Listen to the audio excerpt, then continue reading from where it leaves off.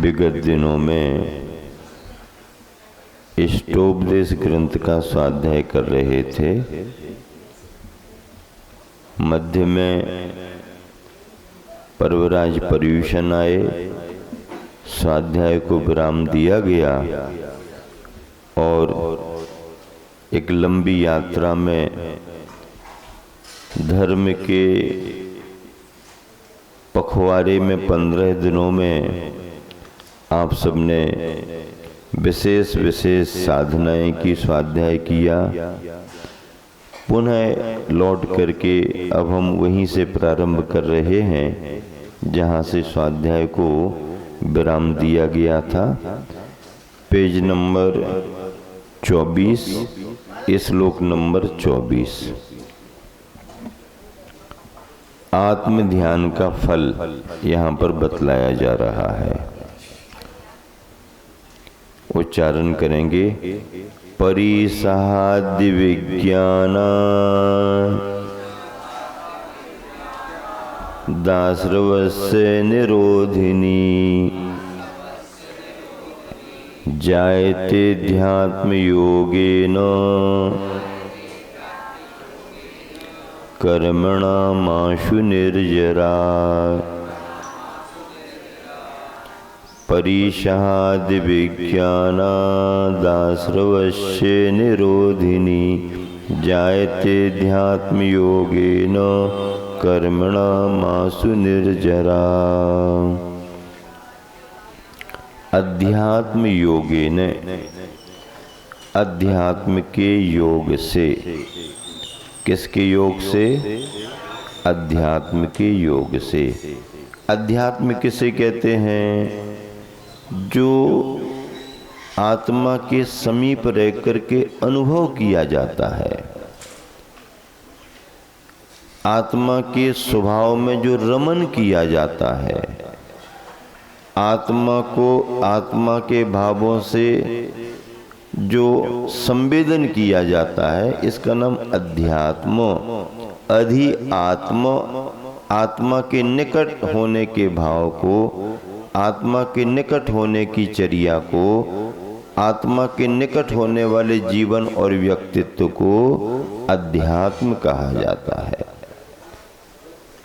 अपन अपने गुरुवर को अध्यात्म शिरोमणि कहते थे। क्या कहते थे? आचार्य प्रवर कुंद कुंद स्वामी ने अध्यात्म के ग्रंथों को लिखा, आध्यात्मिक तत्व दिया। अध्यात्म जो हमें आत्मा के निकट कराए, आत्मा के करीब ले जाए, उसका नाम अध्यात्म है। ऐसे अध्यात्म के योग से परिसहादि, परिसय आदि का अविज्ञानात, अविज्ञानात, विज्ञानात न अविज्ञानात, अर्थात उसका ज्ञान नहीं होगा, अनुभव नहीं होगा। अगर आपके जीवन में आध्यात्मिक दृष्टि है तो शरीर आश्रित जो भी सुख दुख की परिस्थितियां हैं, उन परिस्थितियों से आप अनभिज्ञ रहोगे। आई गई, उसको हमने माइंड नहीं किया, उसको अपने उपयोग का विषय नहीं बनाया। क्यों? आप आध्यात्मिक वृत्ति वाले हो। जो आध्यात्मिक वृत्ति वाला होता है वो सुख के समय में भी भ्रमित नहीं होता और दुख के समय में भी अस्थिर चित्त नहीं होता, संभाव रखता है। क्यों? क्योंकि वो जानता है कि ये जो सुख दुख का वातावरण बन रहा है, या इष्ट अथवा अनिष्ट की परिस्थितियां निर्मित हो रही हैं, एक कर्म की वजह से। कर्म नौकर्म इसमें निमित्त बन रहा, और ये हैं भी तो देहाश्रित हैं, परिणाम हमारे अपने हैं। गुरुवर आचार्य ने एक बहुत अच्छा पद्यानुवाद लिखा, निज अनुभव शतक में लिखा। न भूत की स्मृति अनागत की अपेक्षा। अतीत की स्मृति होती है और भविष्य की अपेक्षा होती है। न भूत की स्मृति अनागत की अपेक्षा, भोगोपभोग मिलने पर भी उपेक्षा। अरे जिनको नहीं मिल रहे उनका क्या है, वो तो वो जाने, हमें तो मिल रहे उसके बाद भी हमें जरूरत नहीं है। भोगोपभोग मिलने पर भी उपेक्षा। ज्ञानी जिन्हें विषय तो विष दिखते हैं, वैराग पाठ उनसे हम सीखते हैं। वैराग्य का पाठ किनसे सीखने को मिलता है? ज्ञानी से। ज्ञानी जिन्हें विषय तो विष दिखते हैं, वैराग्य पाठ उनसे हम सीखते हैं। गुरुवन ने बोल करके लोगों को जितना प्रभावित किया वो तो किया, लेकिन बिन बोले गुरुजी ने ज्यादा प्रभावित किया। जैनी आदमी तो आ गया, निकट बैठ गया, सभा में बैठ गया, मौका मिला तो पैर छू लिए, भैया वृत्ति कर ली, ये कर लिया, वो कर लिया, हमने यहाँ दान दिया, वहाँ दान दिया। इस भाव से भी मुस्कान मिली और आशीर्वाद मिला।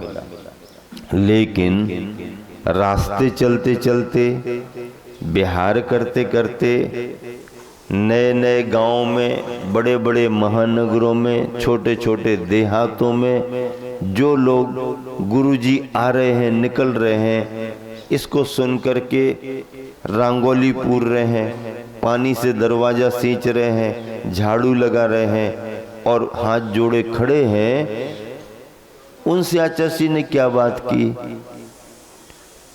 आचार्य ने उनको क्या दिया?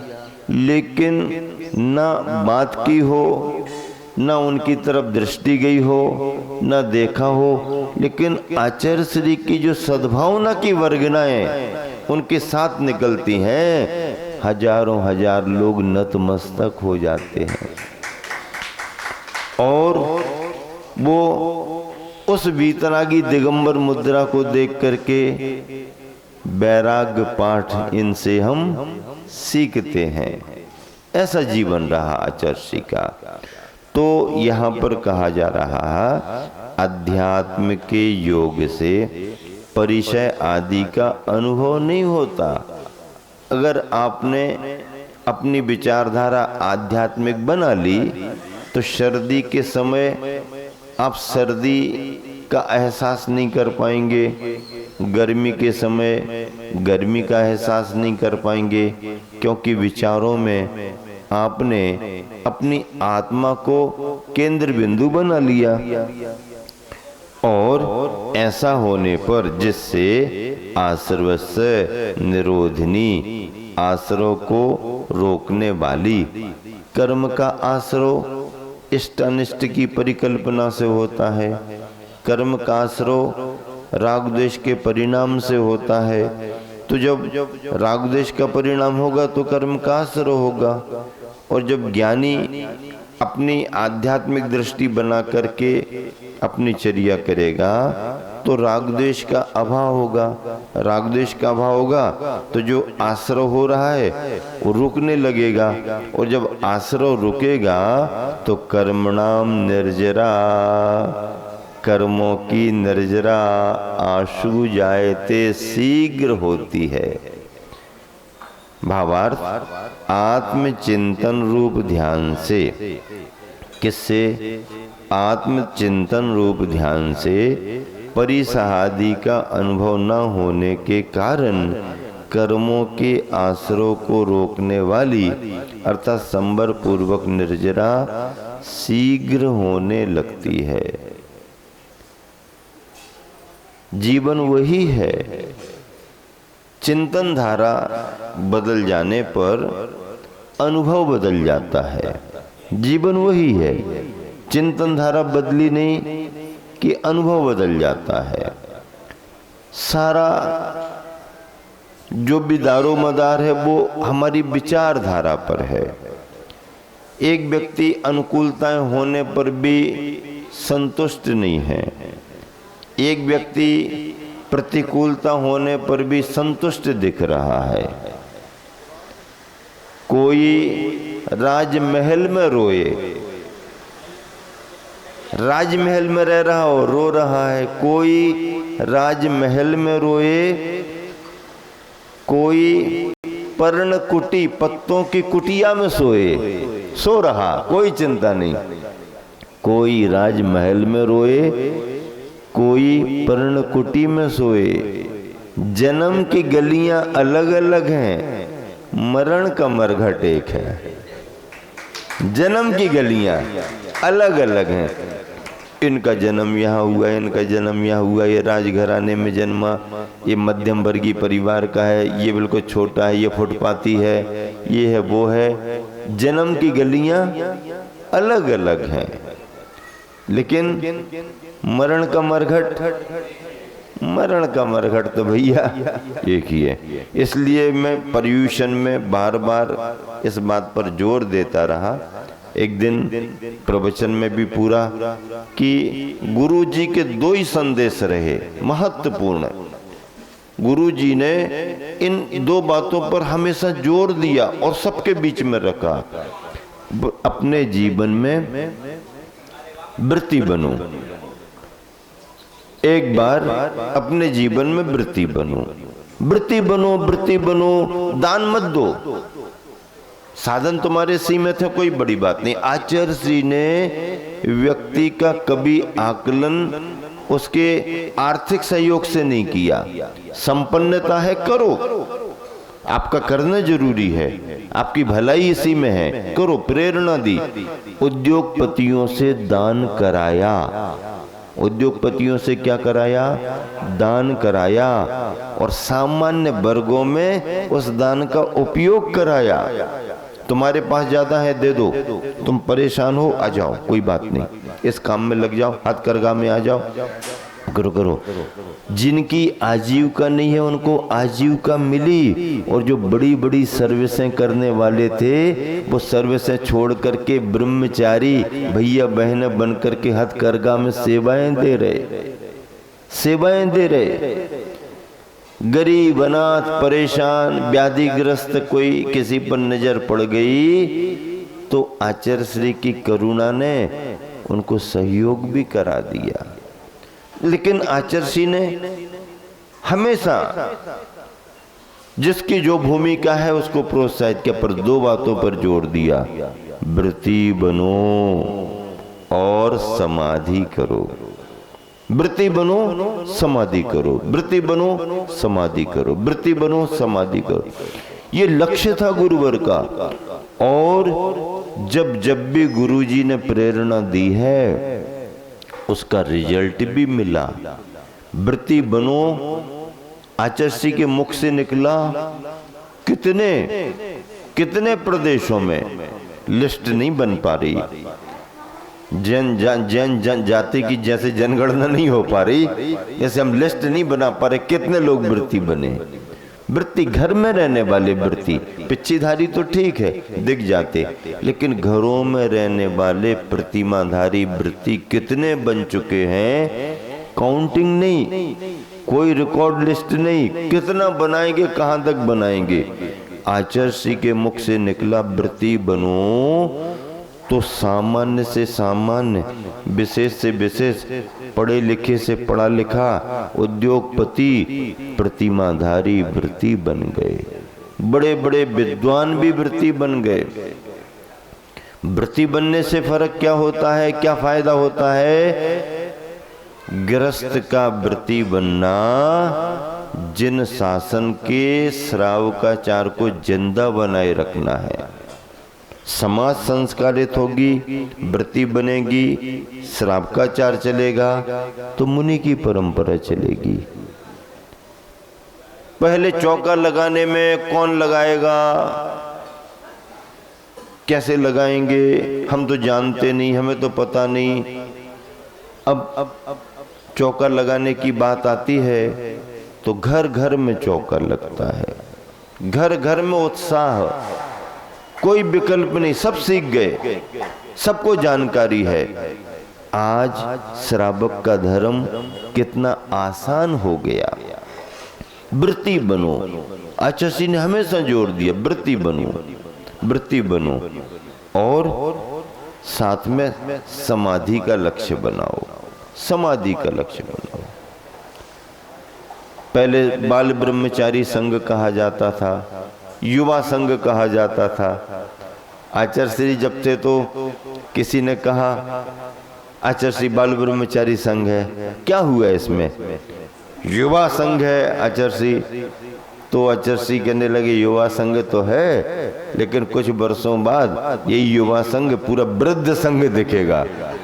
कैसा संघ दिखेगा? क्योंकि एक सी उम्र में बढ़ेंगे सब, तो वृद्ध संघ दिखेगा, वृद्ध संघ दिखेगा।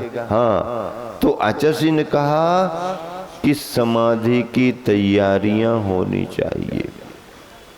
समय सबका जिस और आगे बढ़ रहा है, निर्विकल्प होकर के गुरु ने रत्नत्रय की संपदा दी है। गुरु ने इतना बड़ा मोक्ष मार्ग प्रशस्त किया है, तमाम बातों को भूल करके रत्नत्रय की साधना में बढ़ करके संलेखना की तैयारियां होना, संलेखना की तैयारी होना। जो समय मिला खूब स्वाध्याय करो, खूब साधना बढ़ाओ और निर्विकल्प होकर के संलेखना की तैयारी करो। संलेखना की तैयारी का समय है। संलेखना ऐसे थोड़ी हो जाती, आज सोची कल हो गई, आज सोची अगले हफ्ते हो गई, नहीं, बरसों लगते हैं शरीर को शुद्ध करने में और शरीर को सुव्यवस्थित करने में बरसों लग जाते हैं। स्थान का चयन करने में बरसों विचार करना पड़ता है।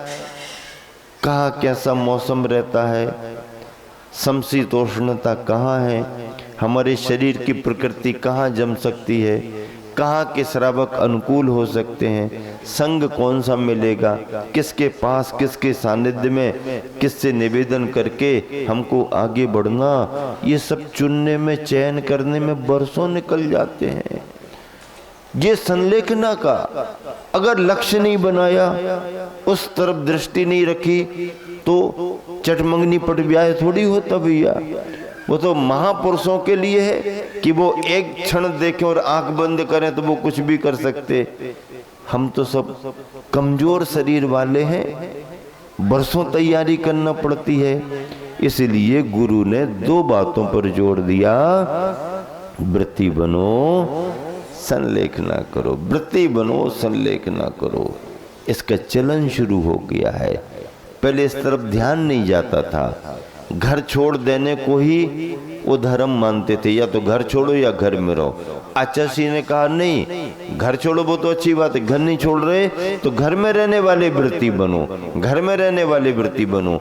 और जन्म तुम्हारा भले ही घर में हुआ हो, घर में तुम्हारा जन्म हुआ यह तुम्हारा सौभाग्य है। तुम भाग्यशाली हो, फुटपाथ पर जन्म नहीं हुआ, जंगल में जन्म नहीं हुआ, अस्पताल में जन्म, घर पर तुम्हारा जन्म हुआ, तुम सौभाग्यशाली हो। लेकिन मरण घर में नहीं होना चाहिए।